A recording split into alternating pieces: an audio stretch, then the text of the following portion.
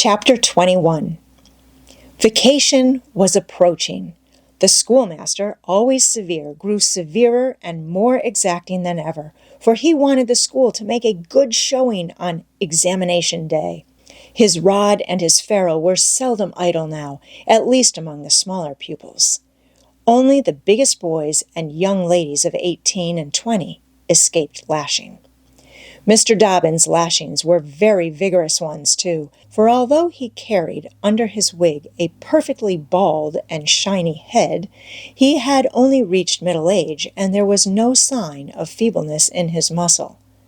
As the great day approached, all the tyranny that was in him came to the surface. He seemed to take a vindictive pleasure in punishing the least shortcomings. The consequence was that the smaller boys spent their days in terror and suffering, and their nights in plotting revenge.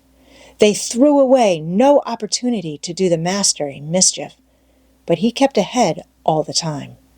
The retribution that followed every vengeful success was so sweeping and majestic that the boys always retired from the field badly worsted.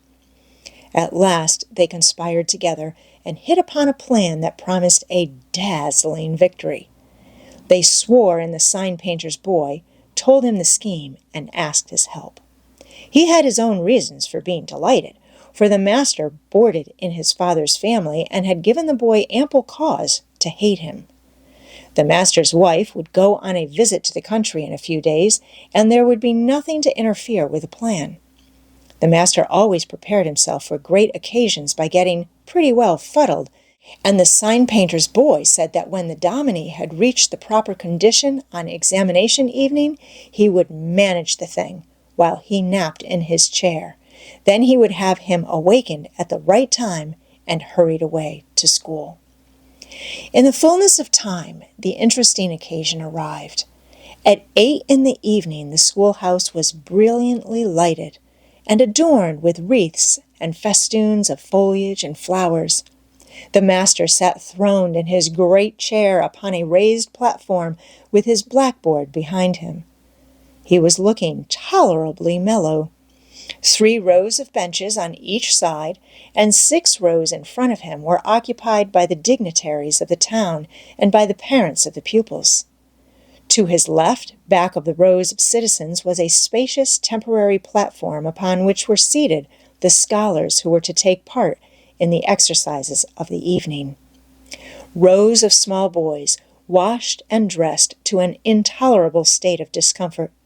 Rows of gawky big boys, snowbanks of girls and young ladies clad in lawn and muslin, and conspicuously conscious of their bare arms, their grandmother's ancient trinkets, their bits of pink and blue ribbon, and the flowers in their hair. All the rest of the house was filled with non-participating scholars. The exercises began.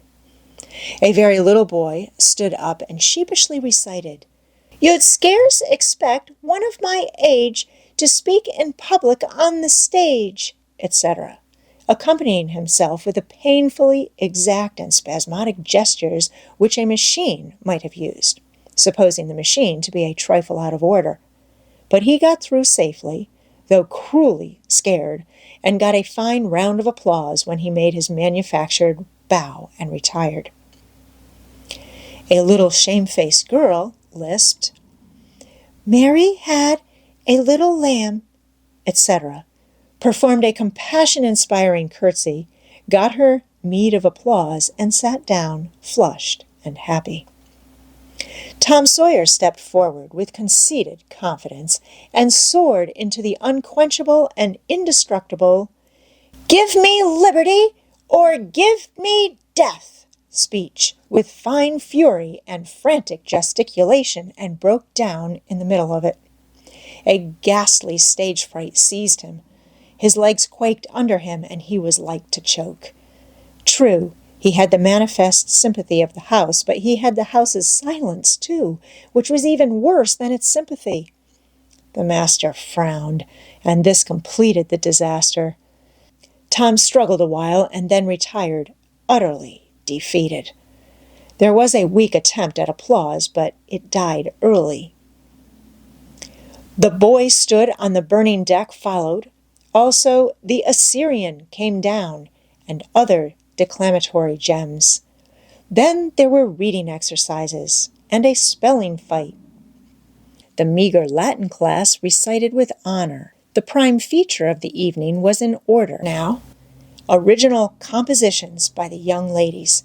Each in her turn stepped forward to the edge of the platform, cleared her throat, held up her manuscript, tied with dainty ribbon, and proceeded to read with labored attention to expression and punctuation. The themes were the same that had been illuminated upon similar occasions by their mothers before them, their grandmothers, and doubtless all their ancestors in the female line, clear back to the Crusades. Friendship was one, memories of other days, religion and history, dreamland, the advantages of culture, forms of political government compared and contrasted, melancholy, filial love, heart longings, etc., etc. A prevalent feature in these compositions was a nursed and petted melancholy. Another was a wasteful and opulent gush of fine language.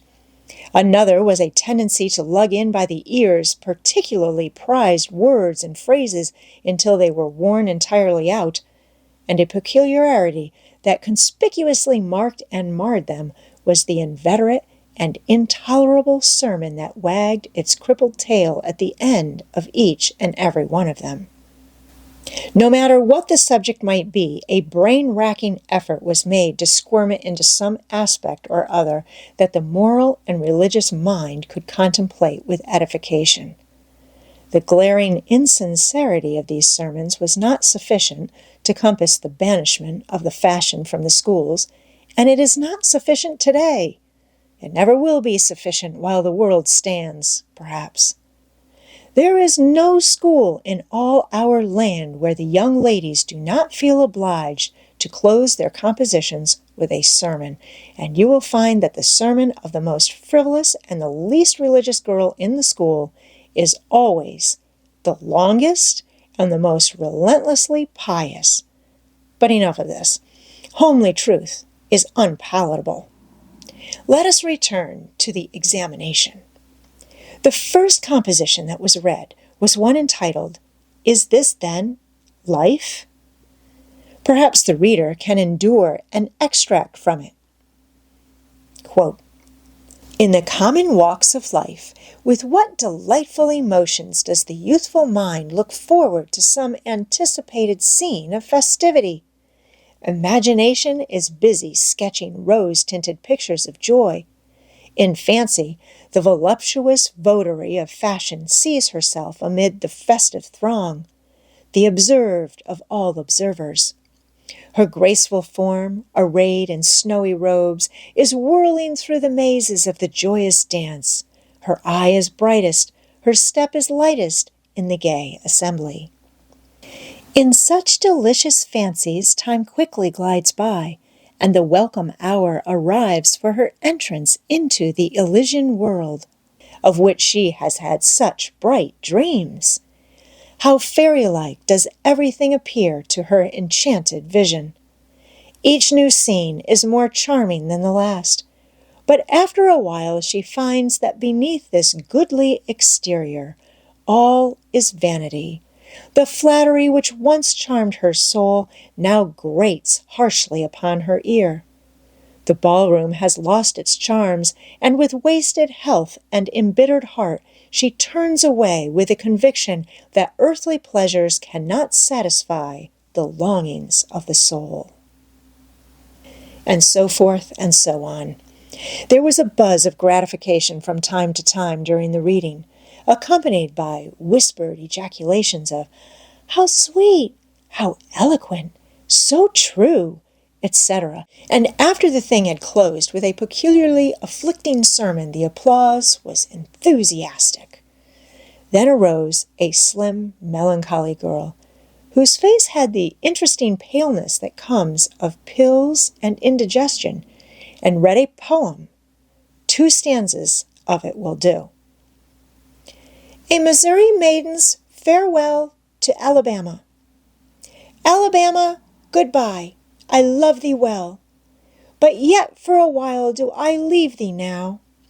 Sad, yes, sad thoughts of thee my heart doth swell, and burning recollections throng my brow. For I have wandered through thy flowery woods, have roamed and read near Tallapoosa's stream, have listened in Tallahassee's warring floods, and wooed on Coosa's side Aurora's beam. Yet shame I not to bear an overfull heart, nor blush to turn behind my tearful eyes.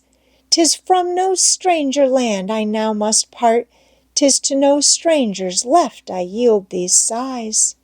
Welcome and home were mine within this state, whose vales I leave, whose spires fade fast from me, and cold must be mine eyes and heart and Tetta, when dear Alabama, they turn cold on thee. There were very few there who knew what Tetta meant, but the poem was very satisfactory, nevertheless. Next appeared a dark-complexioned, black-eyed, black-haired young lady who paused an impressive moment, assumed a tragic expression, and began to read in a measured, solemn tone. A vision. Dark and tempestuous was night. Around the throne on high not a single star quivered, but the deep intonations of the heavy thunder constantly vibrated upon the ear, whilst the terrific lightning revelled in angry mood through the cloudy chambers of heaven, seeming to scorn the power exerted over its terror by the illustrious Franklin. Even the boisterous winds unanimously came forth from their mystic homes and blustered about as if to enhance by their aid the wildness of the scene. At such a time, so dark, so dreary, for human sympathy my very spirit sighed. But instead thereof, my dearest friend, my counselor, my comforter and guide, my joy and grief, my second bliss and joy, came to my side.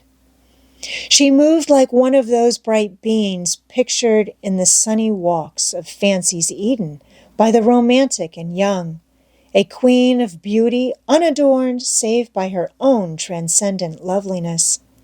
So soft was her step, it failed to make even a sound, and but for the magical thrill imparted by her genial touch as other unobtrusive beauties, she would have glided away unperceived, unsought.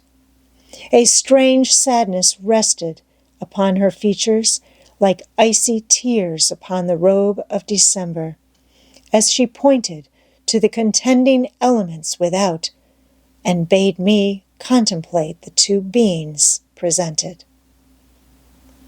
This nightmare occupied some 10 pages of manuscript and wound up with a sermon so destructive of all hope to non-Presbyterians that it took the first prize. This composition was considered to be the very finest effort of the evening. The mayor of the village, in delivering the prize to the author of it, made a warm speech in which he said that it was by far the most eloquent thing he had ever listened to, and that Daniel Webster himself might well be proud of it. It may be remarked, in passing, that the number of compositions in which the word beauteous was overfondled and human experience referred to as life's page was up to the usual average. Now the master, mellow almost to the verge of geniality, put his chair aside, turned his back to the audience, and began to draw a map of America on the blackboard, to exercise the geography class upon. But he made a sad business of it with his unsteady hand, and a smothered titter rippled over the house. He knew what the matter was, and set himself to write it. He sponged out lines and remade them, but he only distorted them more than ever, and the tittering was more pronounced. He threw his entire attention upon his work now, as if determined not to be put down by the mirth. He felt that all eyes were fastened upon him. He imagined he was succeeding, and yet the tittering continued. It even manifestly increased. And well it might. There was a garret above, pierced with a scuttle over his head, and down through this scuttle came a cat. Suspended around the haunches by a string, she had a rag tied about her head and jaws to keep her from meowing. As she slowly descended, she curved upward and clawed at the string. She swung downward and clawed at the intangible air. The tittering rose higher and higher. The cat was within 6 inches of the absorbed teacher's head. Down, down, a little lower, and she grabbed his wig with her desperate claws, clung to it, and was snatched up into the garret in an instant with her trophy still in her possession. And how the light did blaze abroad from the master's bald pate, for the sign painter's boy had gilded it. That broke up the meeting. The boys were avenged. Vacation had come. Note: the pretended compositions quoted in this chapter are taken without alteration from a volume entitled Prose and Poetry by a Western Lady, but they are exactly and precisely after the schoolgirl pattern, and hence are much happier than any mere imitations could be.